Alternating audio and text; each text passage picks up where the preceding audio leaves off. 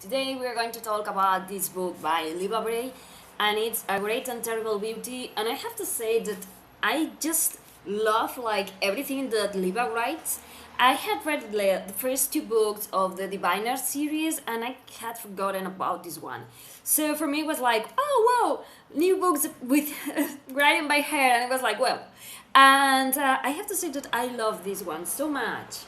It's a, it's a it's really something that I have never read quite in this sense, and probably it is because the main character and her friends aren't exactly girls that you will like. You know what I mean? They come from their own lives, and they are as far from the typical main characters that we find that for me it was amazing. I'm going to tell you more or less what this book is about, and then I'm going to profundize about why I love those characters so much, even though they are not just your archetypal character. So, we are going to find at the very beginning a character that's going to be our main character, that a girl that's called Gemma, and she is in India where she lives with her mother and her father, and her brother has gone to London, and she wants to go there too because she thinks that she's kind of missing out in life being in India, because she wants to know what all the fuss of London is about. She wants to be, like a lady there, and she wants to study there, and she wants to do more things than the ones that she's allowed to do in India.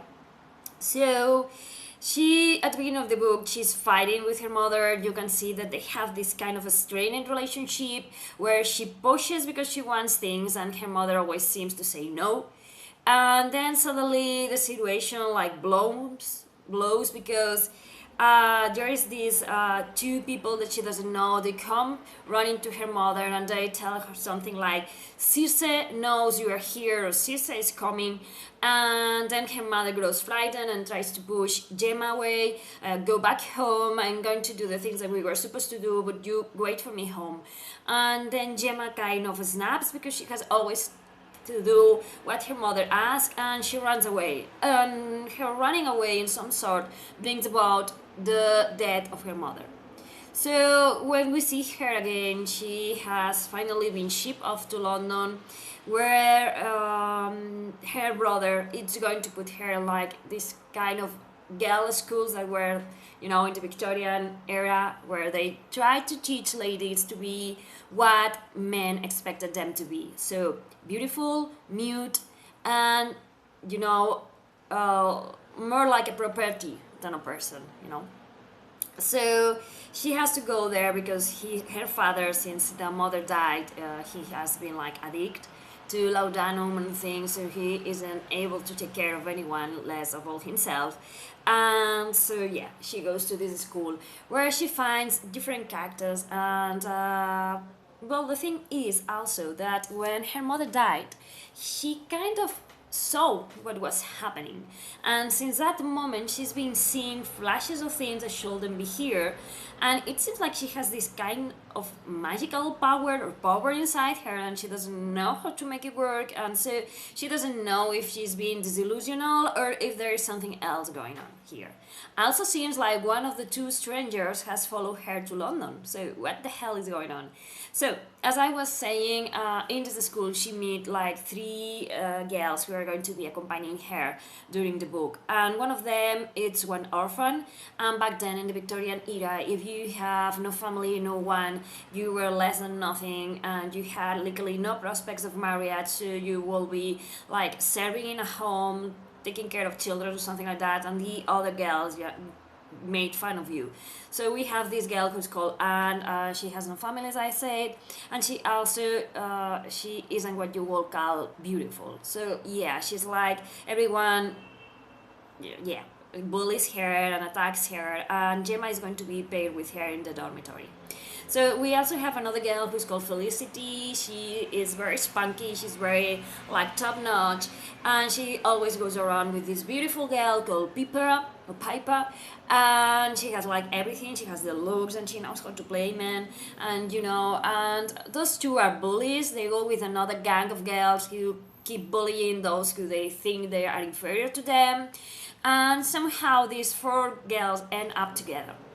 And one thing that I like, as I say, is that we have these characters that maybe, well, maybe no, these characters are not what you usually expect in the place of the main characters. You expect people who maybe not perfect, but are as far, from it as possible.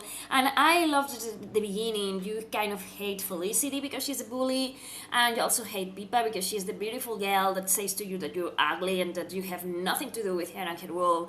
And the thing is that as you keep on reading the book, you begin to understand why they are the way they are.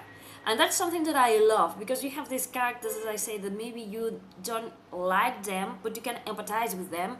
And as you keep progressing on the book, you understand, as I say, why they are the way they are. And I find it fantastic.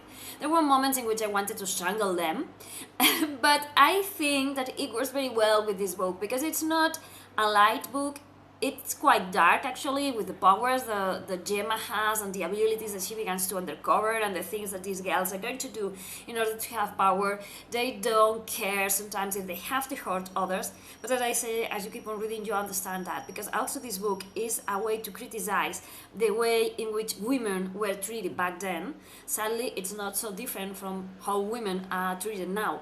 And we have these girls who are beautiful and they are gorgeous, and they are expected to know nothing about life, not to read too much because they get these crazy ideas. They have to, to be, they are used like bargaining chips.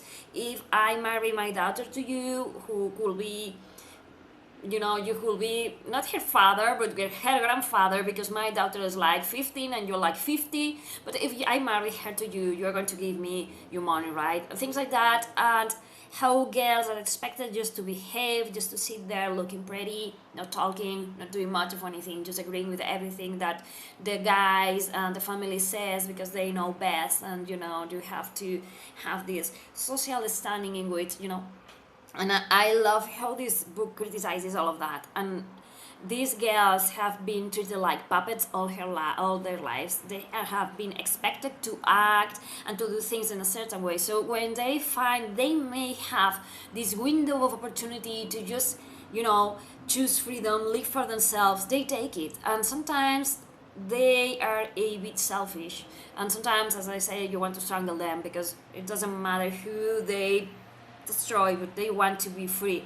So yeah, I love that we have these characters that you can empathize with, and sometimes you don't agree with them, but sometimes you understand where they're coming from and you can reach to them, because they're human and they flow and they have had nothing all their lives, because they are like placeholders. They belong to their parents until they can belong to a husband, all of that. And I have to say about the magic in this book, it kind of feel like witchery to me. And what I mean by that is that sometimes we have magic that works more like fantasy magic, if you can get what I'm saying. But in this way, in this book, it feels like they are not called witches, but it was what it felt to me. Like it was like this sort of magic and this sort of thing, because girls who had that power, had tried to be erased, and and I don't know, it has this witches vibe to me in this book. And I don't know what more to say because I don't want to spoil the book for you, but I really recommend this one to you if you like dark books with magic and something that makes you think about witches. And also if you like main characters that are far from perfect, but that you can sympathize or empathize with them because you can see that their upbringings kind of destroyed them in some way, and they were expected to want nothing, to crave for nothing, and then suddenly they have this chance. And if you look books that are settled in the Victorian era, you're going to love this one because it's very well constructed. The narrative is amazing, and I find myself saying that I love this story so much. I just couldn't put it down. I wanted to know more about what was happening, what had happened before, because some things that happened back when have importance now. And I wanted to know what will happen to the characters, if they will be able to become witches and have these magical abilities, this power, or what will happen, and if the orders that were there to protect them and to hound them, what will happen. And yeah, I'm quite happy to know that there is two more books. They are already sitting on my shelves because I really need to know what's going to happen after this book. Yeah, it's amazing. So if you like the Diviners, this one you're going to love too. And if you haven't read any book by Libba Bray, I recommend that you pick her up because her books are amazing. So thank you for watching. Bye.